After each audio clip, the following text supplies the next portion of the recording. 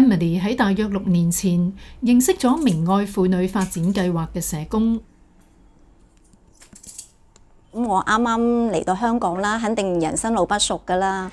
明愛咧，佢哋就真係去敲門，了解我哋屋企嘅一個情況。佢參加活動嘅時候，識咗一班背景差唔多嘅女士，之後仲一齊組織地區小組，第一次認識到乜嘢係性別定型。以前我哋心目中就係你照顧屋企人天經地義嘅，原來嗰個觀念唔係噶喎。咁多年我哋嗰個傳統觀念咧係可以去改變，唔一定話男主外女主內。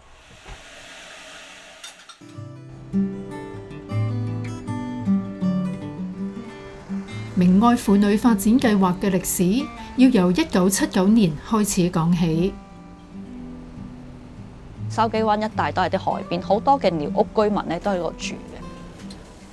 我哋一開始咧，其實我哋有一個叫做嘅筲箕灣山村嘅社區發展計劃。後嚟寮屋居民陸續上樓，服務就改為以基層家庭主婦為對象，並且喺1994年正式改名，叫做明愛婦女發展計劃。我哋呢個計劃最想做到係咩呢？就係婦女有一個空間，令佢諗下，其實佢係好多嘅能力可以展現，佢可以為自己做一個選擇。佢哋開始關注基層中年婦女就業問題，喺2016年又成立小組關注劏房問題。好緊急嘅臨時托兒呢，我覺得呢個服務係好需要。明白，我俾啲掌聲啊！我哋點解有呢啲聯會呢？其實我哋好想咧有唔同嘅機會咧，俾婦女咧可以試下講嘢。你哋每一個都好叻，係真係好叻。不過咧，你會好緊張，因為冇機會試啊嘛。咁啊，呢個咧都幾有型㗎，開咗。呢日婦女發展計劃嘅基層婦女聯會開會。基婦聯喺2002年成立，當時係想改變已經沿用咗10年嘅組織手法。諗翻你上一年度嗰1萬蚊用咗去邊，記唔記得？咁咧我有6個選項俾大家揀嘅，包括係用咗去屋企嘅開支啦。嗱，你明㗎啦，屋企開支明接到一格，其中一格已經係我哋喺92年就成立咗東區新婦女聯會啦，有主席啦，有委員啦，咁亦都有佢哋嘅章則嘅。同時，我哋同時亦都反省緊啊！如果我哋再做呢啲嘅事務組織，其實對個婦女發展工作係咪最好呢？我哋就嘗試咗另一個嘅工作手法。基婦聯嘅目的咧，其實我哋都係好想咧，每一個婦女咧都有機會按住佢嘅能力去參與。佢哋已經點完票啦，點完票係點啊？基婦聯集合地區小組嘅婦女並冇主席或者委員。呢一日就有4個區嘅婦女嚟到，包括 Emily。大家嗰種集合力啊，真係聚埋咗一齊，真係好似一家人咁樣樣，好 warm 噶。我都話成日咧，我哋呢班人咧，好似係翻屋企娘家咁樣樣。最重要就係我哋喺唔同嘅地區成立呢啲細嘅互助小組啦，因為細即係真係 small is beautiful 嘅時候咧，佢哋就可以參與到，而呢個參與就令到佢更加覺得呢個聯會係屬於自己。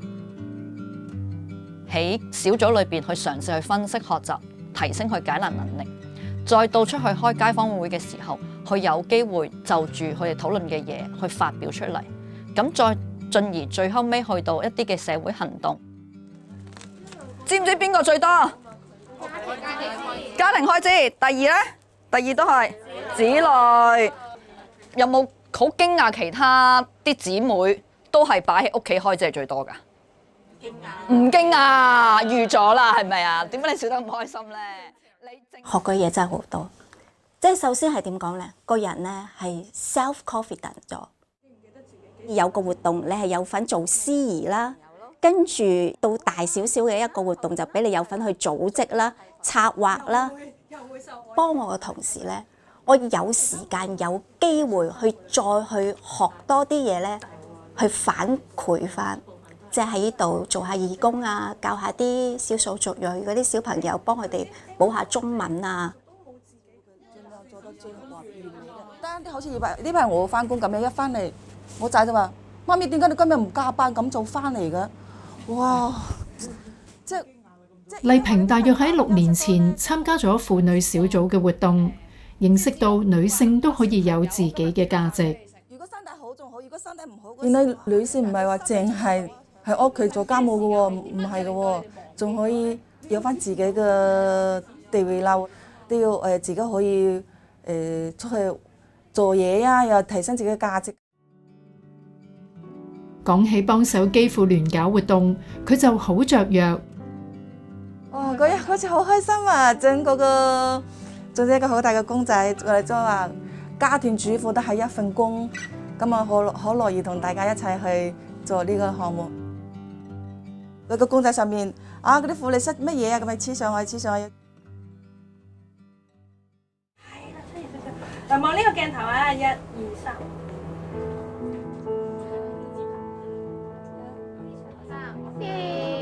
無論喺地區裏邊，婦女去透過同事嘅幫手去沖拳又好，再去到可以一啲嘅社區嘅行動啦，或者社區教育咧，呢班婦女都可以有個平台去參與。更重要就係呢班婦女可以走埋一齊嘅時候，佢哋感覺到咧集體力量嗰種嘅重要性。同事過去，同事過去。可能望呢度俾個 V 我咧。